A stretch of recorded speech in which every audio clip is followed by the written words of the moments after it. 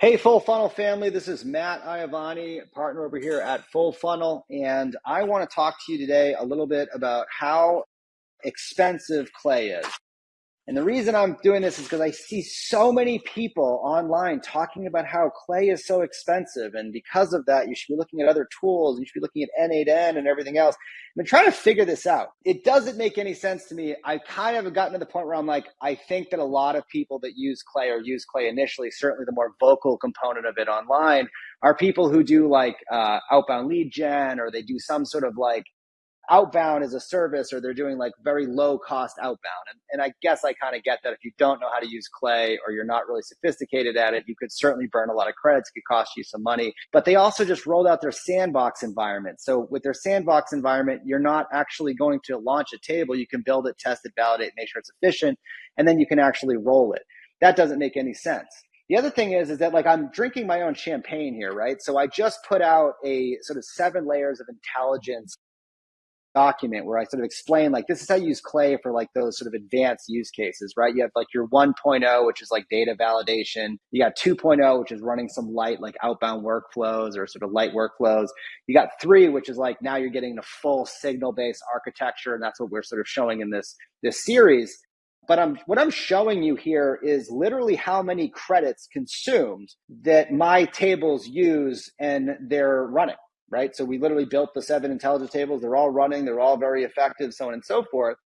And this is how you look at clay credit consumption. Once you figure out something that works, you got to effectively figure out like how you're going to measure or manage it.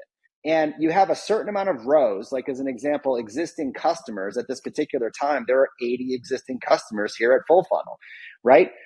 There are 3,700 closed lost opportunities. Can you believe I lost an opportunity once? So the amount of rows that you have in a table times the amount of credits per row is going to essentially give you what your total table credits are every time you run the entire table. The refresh rate or the frequency that you run the tables because you're scheduling all these to run is going to be really a indicator of how many credits on a monthly basis you're going to use. For as an example, every 90 days, this thing runs. So the total credits of 10,000 divided by that, you get your 35 number, right? Every week on Monday, this one runs and it's 6,200 credits. The amount of credits that I'm using are 75,000 credits a month.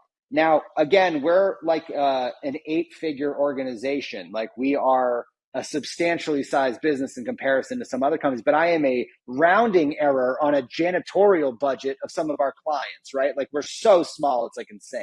So you got to understand that like to do the work, everything that's in this list, you would probably need 5 people. If you didn't AI automate this, you'd need 5 people. And if you hired those 5 people, like say a marketing person, and just so you know, I did essentially 6,000, 18% burden. CRs, I did 5,000 base, 18% burden. AEs, I did 7,500 base plus 18% burden. You're spending 36,500 a month. So the reality is that we built a system that in clay credits only costs us $1,100 in comparison to the human capital required to do this at scale, which would be probably somewhere between $20,000 and $40,000. So when you think about, is clay expensive? The answer is absolutely not. In fact, clay is probably the best efficiency tool that you have in your toolbox right now. And I think that sales and marketing leadership is starting to wake up to the fact that this is really interesting, and the cost basis for building this is really interesting. And the fact that this is what's going to change the labor landscape, in my opinion, as we sort of move into the next couple of years. So wanted to address this. Love to know what you think, but the people who are talking about clay's cost as a problem, they're uninformed, and we really need to get over this hurdle so we can all build cool stuff.